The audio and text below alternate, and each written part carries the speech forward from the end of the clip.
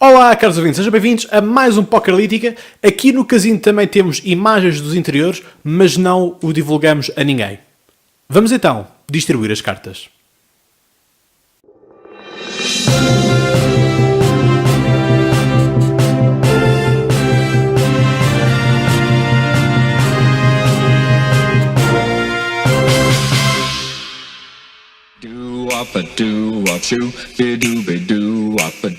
Emmanuel Macron tem vindo a ganhar muita projeção mediática internacional.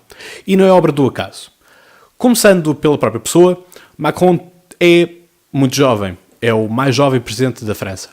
E as próprias ligações que a França tem com os Estados Unidos ajudam. Porque não podemos, primeiro de tudo, esquecer que a própria Estátua da Liberdade, que se encontra em Nova Iorque, foi oferecida pela República Francesa. Obviamente que a França tem melhores relações com os Estados Unidos do que a própria Inglaterra, por razões óbvias, como vocês saberão.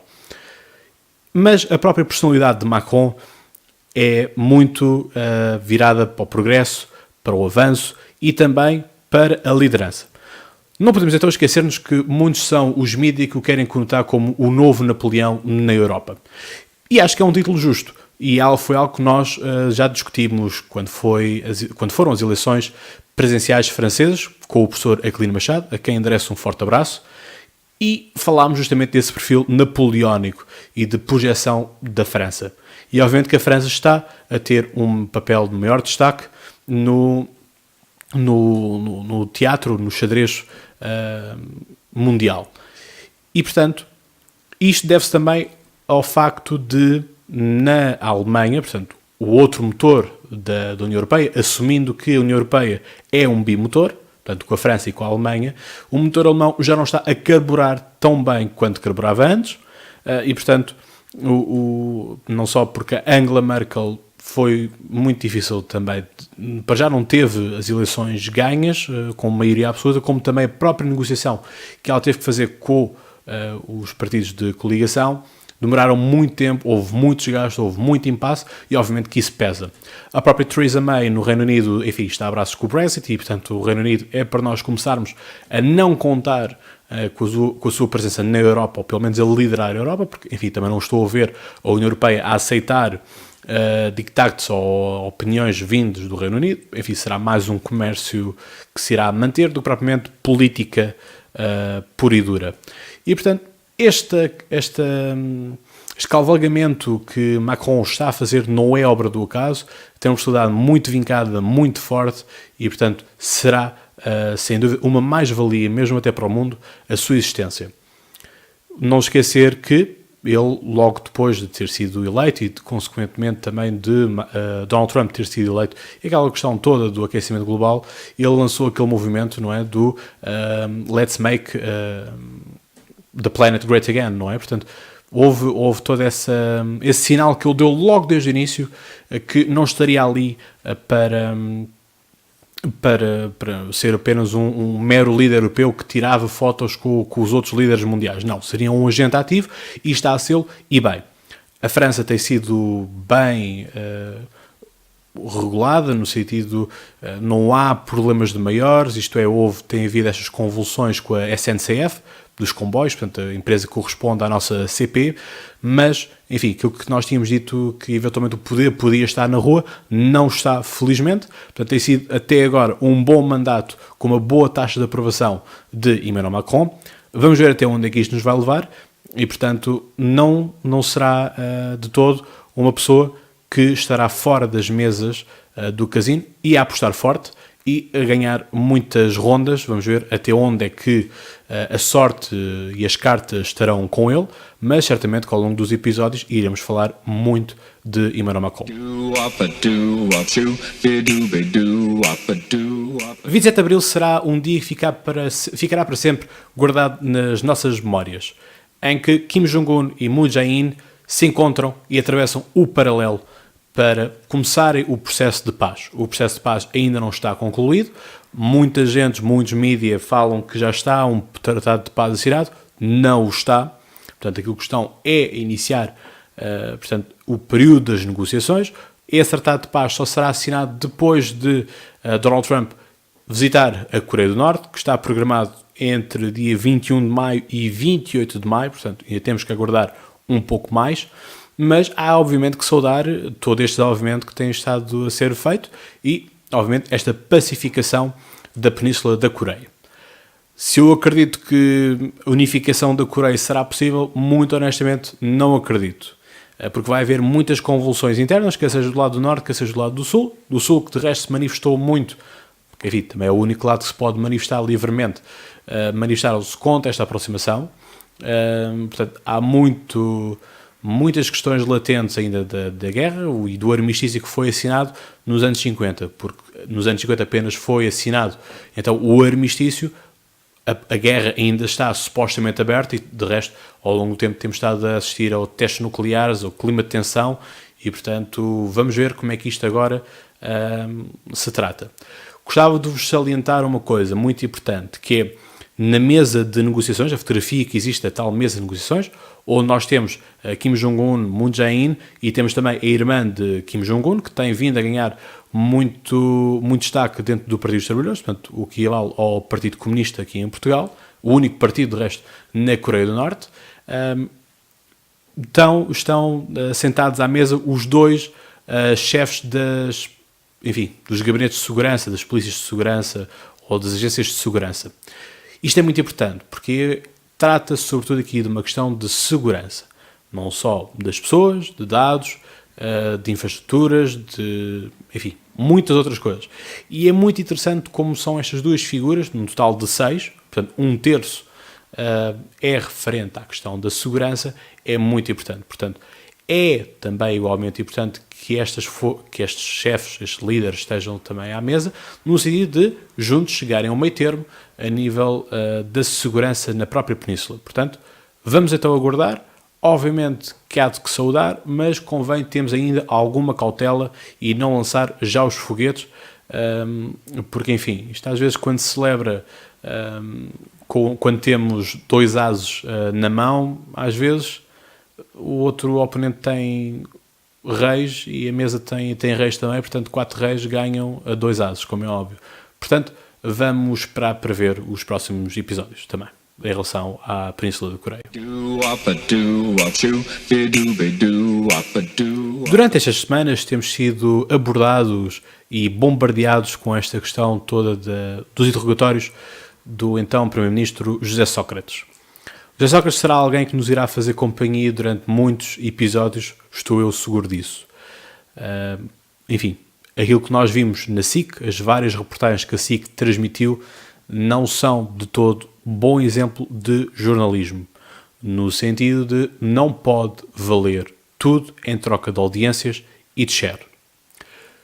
Porque aquilo que nós vimos, enfim, foram imagens dos interrogatórios.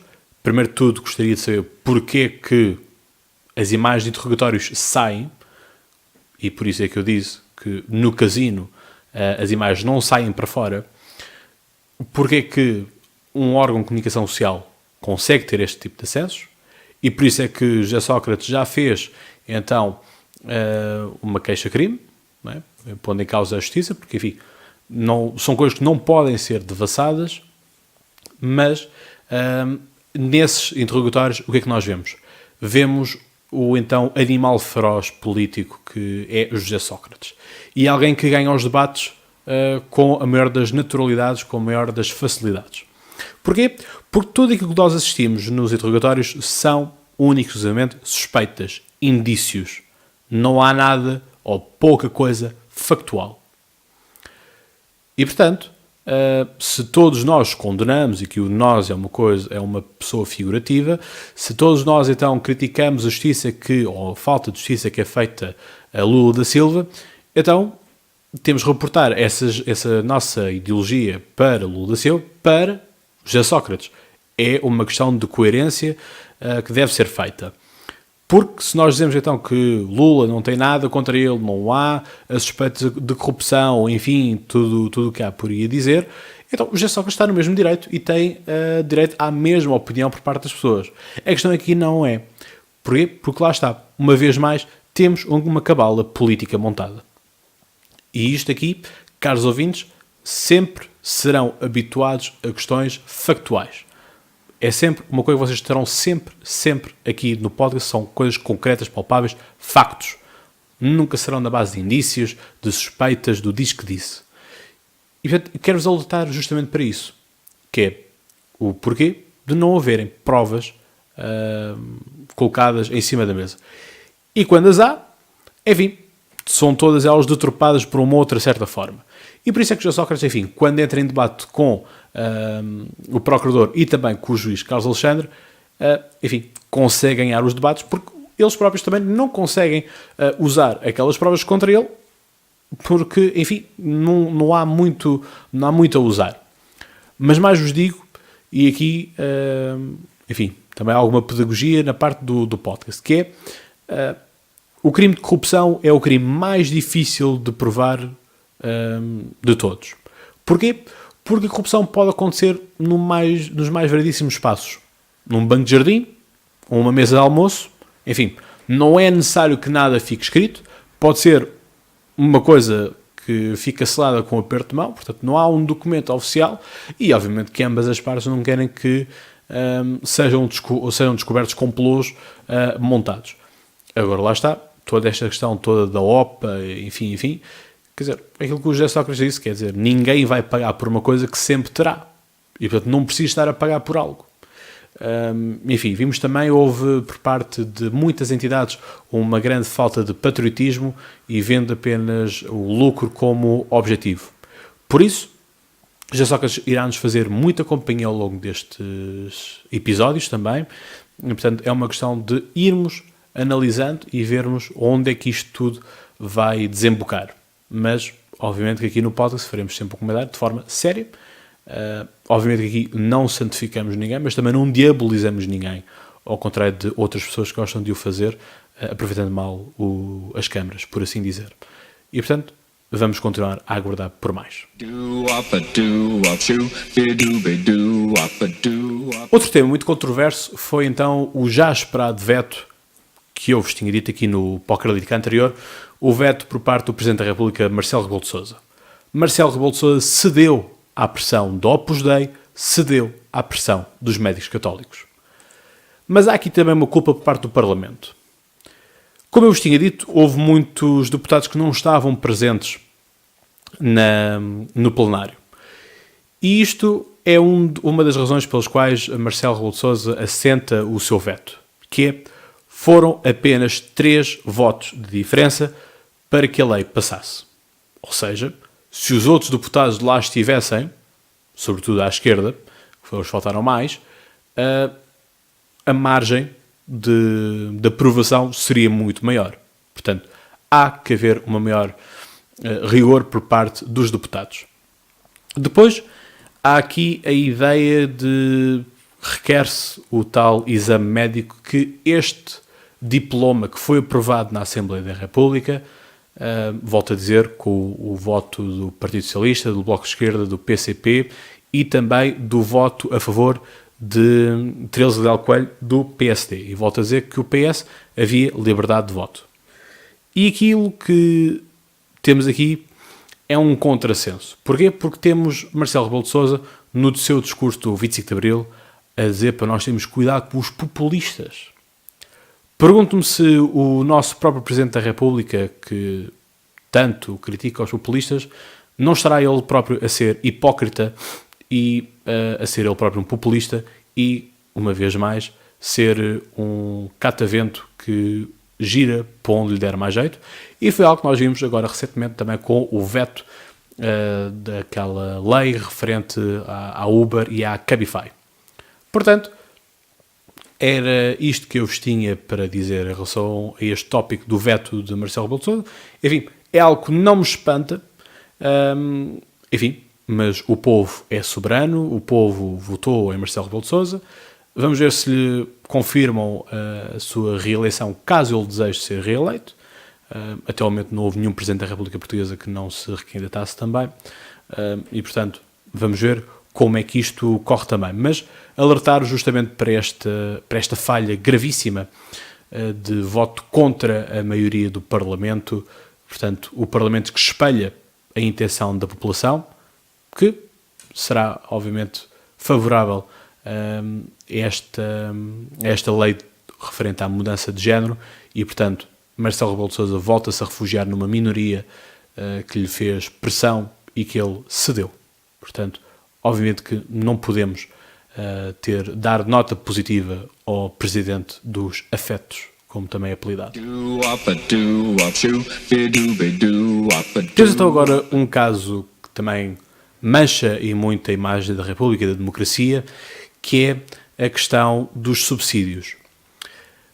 Ora, como nós vimos, os subsídios, cada deputado recebe para si 500 euros mês, isto é, os deputados das regiões autónomas, 500 euros mês para se poderem deslocar às suas populações, aos seus círculos eleitorais.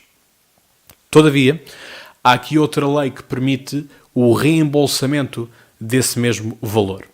Ora, isto aqui está errado do ponto de vista moral. Não é nenhum crime, não se viola nenhuma lei nem nenhuma regra, é simplesmente uma abertura que existe no sistema e que não está então fechada. E, portanto, temos o caso então do presidente do Partido Socialista e também líder de bancada, Carlos César, que foi líder do governo regional dos Açores, a dizer que não vê problema nenhum em fazer isto. Ou seja, o que é feito?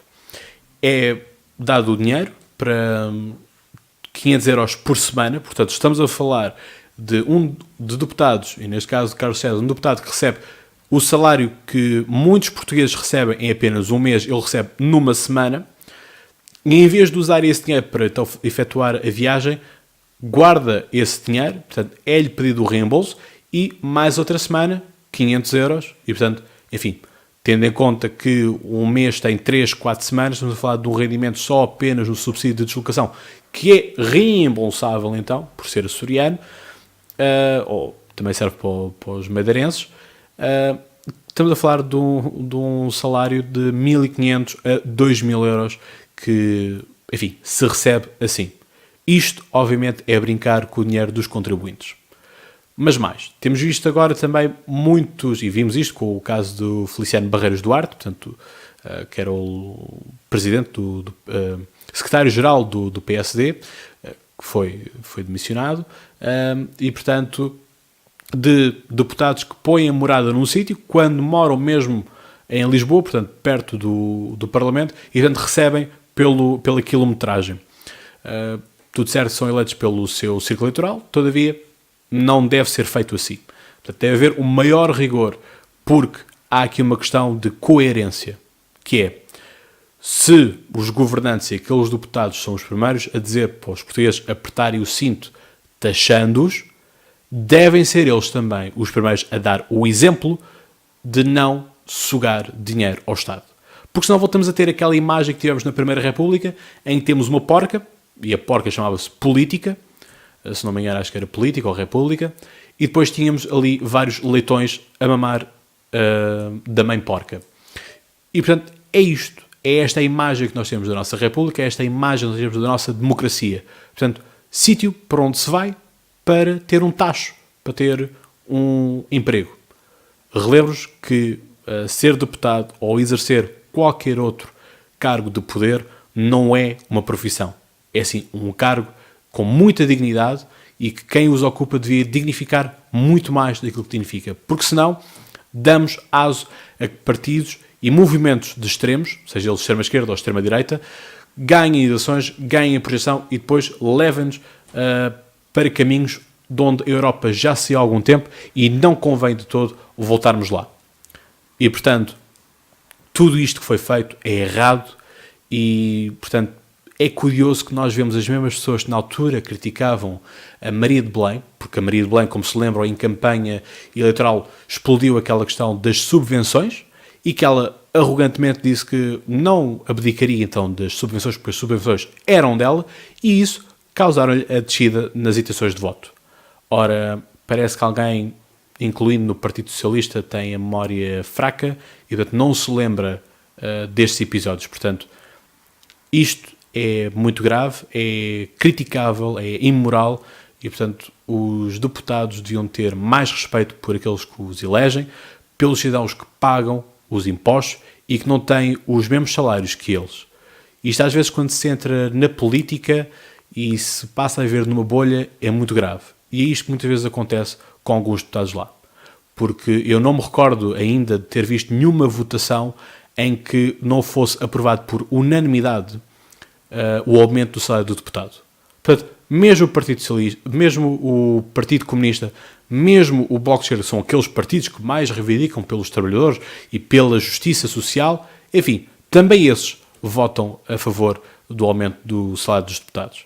Portanto, vamos ser sérios e vamos fazer política como deve ser.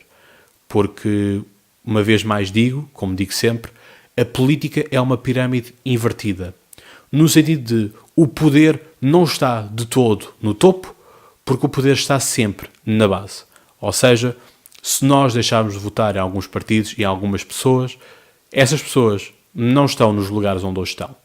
Por isso é que eu defendo e sempre defendi listas uninominais, em que nós votamos diretamente no deputado que nós queremos e não nas listas fechadas que os partidos nos impõem. E por isso, quanto a isso, caros ouvintes, volto a dizer que isto será um episódio referente a isso. Portanto, fiquem a aguardar também por esse episódio. E assim, caros ouvintes, me despeço de vocês, referindo-vos que fizemos agora uma parceria com a Chiado Editora. Portanto, é possível que no próximo Pokerlítica já haja novidades referentes dessa parceria. Foi uma parceria celebrada justamente no dia do livro, portanto, dia 23 de Abril.